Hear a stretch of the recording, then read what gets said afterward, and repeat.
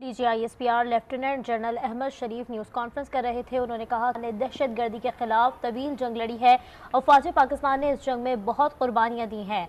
रवा साल 59,000 से जायद कामयाब ऑपरेशन किए गए। उनका यह भी कहना था कि ऑपरेशन के दौरान 925 दहशतगर्दों को जहन्नुम हासिल किया गया, सैकड़ों गिरफ्तार किए गए। दहशतगर्दों के खात्मे के लिए रोजाना और इससे ज़्यादा ऑपरेशन किए गए हैं। सिक्योरिटी फोर्सेस ने 27 अफगान दहशतगर्दों को भी जहानुम हासिल किया। ISPR की जानिब से ये भी बताया गया कि फितना खवारिज के मुतादिद सरगनों को जहानुम हासिल किया गया है। रियासती इदारों की बेहतरीन हिकमत अमली से 14 दहशतगर्दों ने हथियार डाले। DG ISPR का यह भी कहना था कि खुदकुश बमबारी से बारूदी जैकेट्स भी बरामद की गई हैं। गिरफ्तार खुदकुश बमबारों ने जहन साजी के होश रुबा इंकशाफात किए। 383 अफसरों और जवानों ने वतन की खातिर अपनी जानों की कुर्बानी दी है। पाक फौज और कौम शहदा को खराज अकीदत पेश करती है। DG ISPR की जानिब से ये भी कहना था कि पाकिस्तान ने अफगानिस्तान में क़याम अमन के लिए बेहतरीन किरदार अदा किया है। अफगानिस्तान सरजमीन से फितना खवारिज पाकिस्तान में कार्रवाइयों में मुलव्वस है।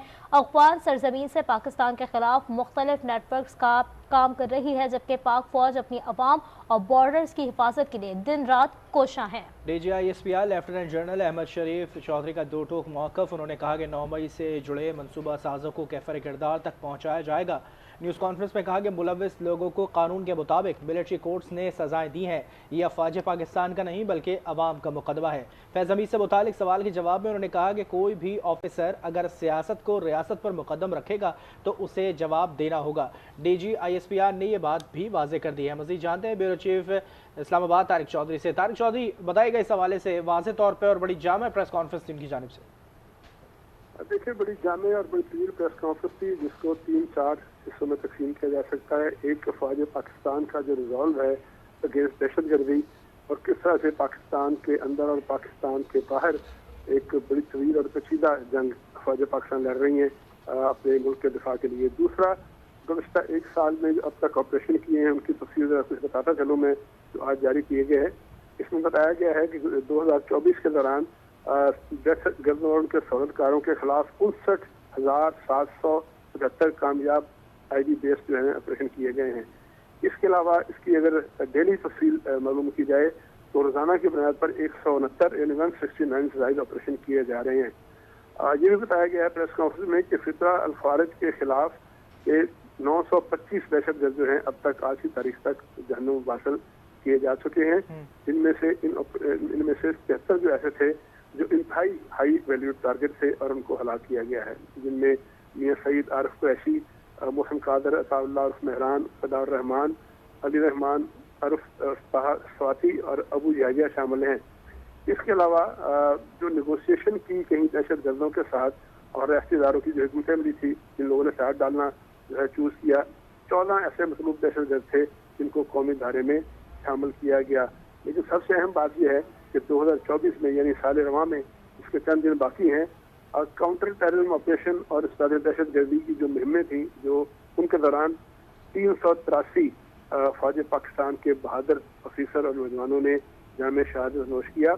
इसके अलावा ये भी आज की प्रेस कॉन्फ्रेंस में बात को एलेबरेट किया गया कि दहशतगर्दी के वाक़यात के ताने बाने और शवाहद अफगानिस्तान में मौजूद दहशतगर्दों की पनाहगाहों तक जाते हैं, जिनको अफगानिस्तान की हुकूमत कंट्रोल नहीं कर पाती।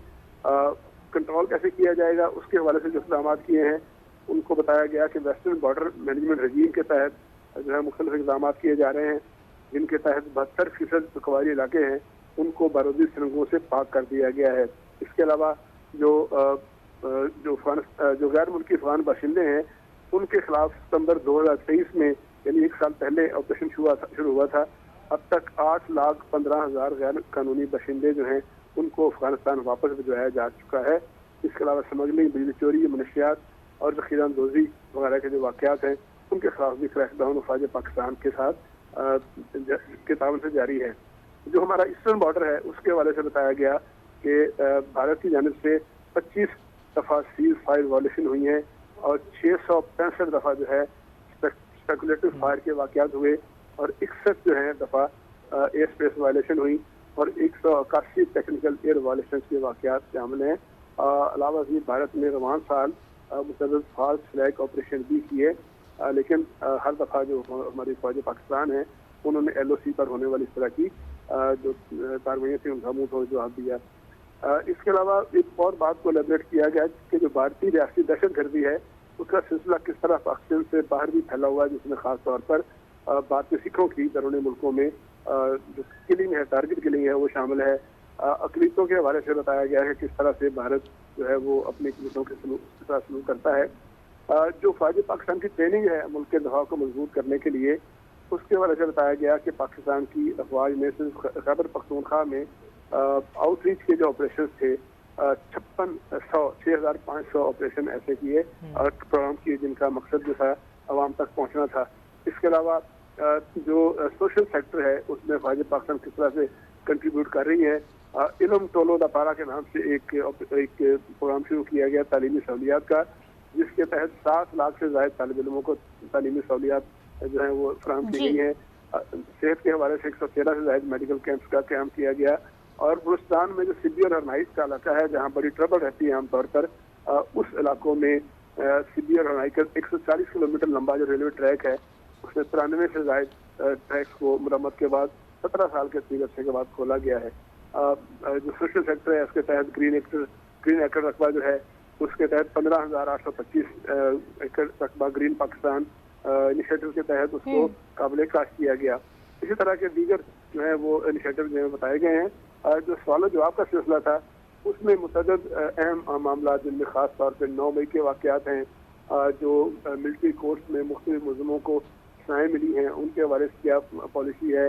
मुज़ाकरात के बारे में पूछा गया कि जो मुज़ाकरात जारी हैं दो बिल्कुल अहम मामलात पर जो है वो गुफ्तगू की गई है। ठीक है, तारिक चौधरी साथ मौजूद रहिएगा। सीनियर तज्ज़ियाकार शौकत पराचा ने भी ज्वाइन किया है, उनसे बात करेंगे। शौकत पराचा साहब, DGISPR लेफ्टिनेंट जनरल अहमद शरीफ की जानिब से अहम तरीन जो है वो न्यूज़ कॉन्फ्रेंस की गई है। वाज़ेह तौर पर उन्होंने बताया कि रवा साल 59,000 से ज़ायद कामयाब ऑपरेशन किए गए हैं, क्या कहेंगे? देखिए, बड़ी कॉम्प्रिहेंसिव ब्रीफिंग थी। ना सिर्फ दहशतगर्दी के हवाले से उन्होंने पाकिस्तान की मुसल्लह अफवाज के अज़्म का इजहार किया, बल्कि साथ साथ उन्होंने वाज़ेह तौर पर अफगानिस्तान में छुपे दहशतगर्दों के लिए अफगान हुकूमत को भी पैगाम दे दिया कि पाकिस्तान पर आप खारजी दहशतगर्दों को फौकियत ना दें, और ये भी कह दिया कि नो मोर स्टेटस को ऑन सेंचुरीज इनसाइड अफगानिस्तान, यानी जो सेंचुरी वहाँ पनाहगाहों से दहशतगर्द इधर आते हैं, पहले जो स्टेटस को था अब वो बरकरार नहीं रहेगा। जो सवाल भी किया गया था पख्तिका में जो स्ट्राइक्स हुई उसी के हवाले से, और इस पर तो आज उन्होंने वाज़ेह पॉलिसी बना दी, यानी अगर कोई उधर से दहशतगर्द आएगा तो फिर उनके ठिकानों को इसी तरह से ही ख़त्म किया जाएगा, ये वाज़ेह बात कर दी। इसी तरह भारत के हवाले से भी उन्होंने बिल्कुल वाज़ेह पैगाम दे दिया कि पाकिस्तान की टेरिटोरियल इंटेग्रिटी यानी जो इलाकाई सालमियत है उस पर पाक फौज किसी तरह का कंप्रोमाइज़ नहीं करेगी। प्लस जो मुल्क के अंदर इंतशारी सियासत है उस पर भी उन्होंने बिल्कुल ही वाज़ेह तौर पर बातें कर दी। उन्होंने कह दिया कि किसी के इक़्तिदार की ख्वाहिश पाकिस्तान से बालातर नहीं है। मुज़ाकरात जो हुकूमत और PTI के दरमियान पहला राउंड हो गया, दूसरा 2 जनवरी को है, तो उस पर भी पाक फौज के तर्जमान ने यानी पाक फौज की तरफ से ये पैगाम दे दिया कि ये मुज़ाकरात खुश आइंदा हैं कि सियासतदान आपस में मिलकर बैठकर मुज़ाकरात करें। ये जो बयानिया बनाया गया 9 नवंबर के हवाले से, ये 9 मई और 26 नवंबर के हवाले से, उस पर भी बिल्कुल वाज़ेह तौर पर बातें आ गईं।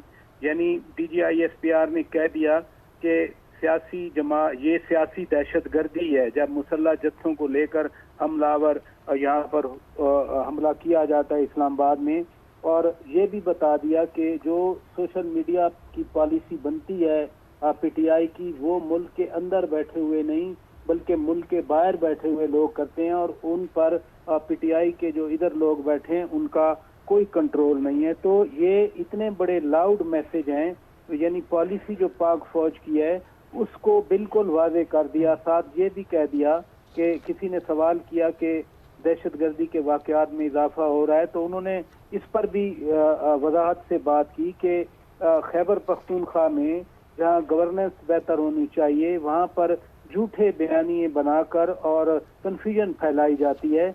तो सियासत पे भी बात हो गई, मुल्क की दिफा पे भी बात हो गई, दहशत गर्दी पे भी बात हो गई। एक पॉलिसी अब सामने आ गई कि पाक फौज इन चीज़ों पे क्या समझती है। टेररिस्ट के ऊपर तो वाज़े तौर पे उनकी जाने से मौक़िफ़ दिया गया है। शौकत फराज साथ में मौजूद रहेगा, ब्रिगेडियर रिटायर्ड नवाज़ शरीफ साहब ने भी हमें ज्वाइन किया है। ब्रिगेडियर साहब बहुत शुक्रिया आपके वक्त का। टेररिज्म के ऊपर तो वाज़े तौर पे DGI-SPR की जानिब से पैगाम दे दिया गया है। साथ मिलिट्री कोर्ट्स के ऊपर जो काफ़ी प्रोपेगेंडा इस पर किया जा रहा है और ख़ासतौर पर आइन और कानून को लेकर काफ़ी इस पर तनकीद की जा रही है, इस पर भी वाज़े तौर पर उनकी जाने से मौक़िफ़ दिया गया कि जो पहले इसके दाई थे अब वो इस पर तनकीद करते हुए दिखाई दे रहे हैं। देखिए, बड़ी कम्प्रीहेंसिव किस्म की प्रेस ब्रीफिंग थी DGI-SPR की और इसकी बड़ी ज़रूरत थी और उन्होंने अपना मौक़िफ़ जो है गवर्नमेंट का और अपना पाकिस्तान आर्मी का मौक़िफ़ जो है उसको जाहिर किया है। फैक्चुअली पोजीशन ये है कि जैसा कि DGI-SPR ने कहा है कि जब भी आप कोई बात करते हैं तो आपको उस मुल्क की इन्वायरमेंट्स देखनी पड़ती है। आप पाकिस्तान को यूरोप के साथ कंपेयर नहीं कर सकते। क्या यूरोप में इस तरह की दहशतगर्दी चल रही है कि वहाँ पे मिलिट्री कोर्ट नहीं है तो यहाँ भी नहीं होनी चाहिए? क्या यूरोप में इस तरह टेररिस्ट ऑर्गेनाइजेशन जो है वो खुलेआम कर रही हैं? क्या वहाँ पे जो है वो उनकी जो आर्मी है वो दहशतगर्दी की जंग लड़ रही है? तो ये जो इंटरनेशनल प्रेशर आ रहे हैं, ये प्रेशर जो है ये पाकिस्तान के लिए मीनिंगलेस है। और उन्होंने बड़ा दुरुस्त फरमाया है कि ये जो मुख्तलिफ डिप्लोमेट्स और मुख्तलिफ अमेरिकन लॉबियस्ट हैं वो पाकिस्तान को गलत प्रेशराइज करना चाहते हैं। उनको ये देखना चाहिए कि वो इसको पाकिस्तान को यूरोप से या पाकिस्तान को उन मुल्कों से कंपेयर ना करें जिन मुल्कों के इर्द गिर्द इतने खतरात नहीं हैं, जिन मुल्कों के अंदर दहशतगर्दी नहीं है, जिन मुल्कों के अंदर इत्तेहाद पसंदी नहीं है। तो मेरे ख्याल में इस चीज़ को जो है ये मीडिया को भी बहुत हाईलाइट करना चाहिए कि हर मुल्क की एक जियो स्ट्रेटेजिक इन्वायरमेंट्स होती हैं, एक स्ट्रेटेजिक कल्चर होता है, एक उसकी एक स्पेसिफिक इन्वायरमेंट्स में लोग रह रहे होते हैं। तो उस मुल्क को उसके मुताबिक ही करना चाहिए। दूसरा जो 9 मई है उसमें उन्होंने बड़ी वाज़ेह बात की है कि यानी अनफॉर्चुनेटली PTI का जो सोशल मीडिया है जो बाहर बैठा हुआ है वो लोगों को कन्विंस कर रहा है कि जी 9 मई जो है ये तो ऐसे ही हो गया और ये है और इस तरह की बातें कर रहे हैं। हालांकि it was a plan military कू जो कि एग्जीक्यूट कर रही थी PTI और मेरे ख्याल में अभी इस प्रेस कॉन्फ्रेंस की बड़ी जरूरत थी और बड़ी अच्छी प्रेस कॉन्फ्रेंस थी। Thank you. बिल्कुल, क्या कहेंगे नवाज़ साहब,